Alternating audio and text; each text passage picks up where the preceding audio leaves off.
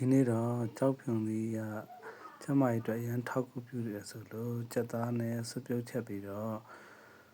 ညနေစာဟင်းတစ်ခွက်ဖန်ပြီးပါမယ်အရင်ဆုံးချက်သွန်ဖြူတွေထည့်ဖို့အတွက်အခုလိုလော်ရပါမယ်ပြီးရင်ကြောက်ဖြုံသီးတွေကိုတန်းစင်အောင်ဆေးကြောပြီးတော့အနေတော်အရွယ်အတုံးလေးတွေတုံးထားပါမယ်အခုအရွယ်လေးတွေကတော့ချက်ပြုတ်ရင်အမြန်ဤလဲအောင်နည်းနည်းအတုံးသေးသေးတုံးထားတာပါပြီးတော့ဒီကြက်သားတွေကိုထည့်ရမယ့်ကြက်သားတွေကိုတန်းဆင်ပြီးတော့ဆေးကြောထားပါမယ်အဲ့ဒါပြီးရင်တော့ကြက်သွန်ဖြူလေးတွေကိုဓာပြားလော်ထားတဲ့ကြက်သွန်ဖြူလေးကိုဓာပြားရိုက်ပြီးတော့ပွက်ပွက်ဆူတဲ့ရေနွေးတွေကိုထည့်တာပေါ့နော်ရေနွေးပွက်ပွက်ဆူနေဖို့အရေးကြီးပါတယ်ကြက်သွန်ဖြူလေးတွေလော်ပြီးထည့်ရခြင်းအပြင်သူကလေနိုင်ပါတယ်အနံလည်းပို့ပြီးမှမွေးစေပါတယ်အခုလိုပွက်ပွက်ဆူနေတဲ့ရေနွေးတဲ့ကိုကြက်သွန်ဖြူလေးထည့်ပြီးတော့အခုလိုစားလေးထည့်ရပါမယ်စားလေးတွေလူသလောက်ထည့်ပြီးတဲ့အခါမှာချိုမုံတို့ကျွန်တော်တို့တော့ချိုမုံစားကြက်သားမုံထည့်တယ်ပေါ့နော်ကြက်သားမုံနည်းနည်းထည့်ပါမယ်ကြက်သားမုံထည့်ပြီးတဲ့အခါမှာမွေးပြန်နေအောင်ငရုတ်ကောင်းမုံလေးတွေပါထပ်ထည့်ပါမယ်အဲဒီငရုတ်ကောင်းမုံရဲ့စားရဲ့ကြက်သားမုံရဲ့ကြက်သွန်ဖြူရည်လေးကိုပွက်ပွက်ဆူအောင်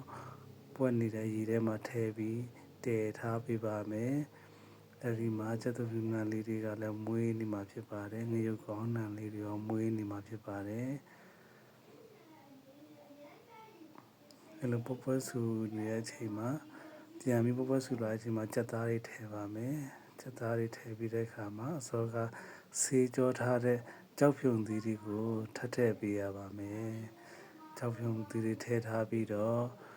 သူ့ကိုအဖုံးအုပ်ထားပြီးမှ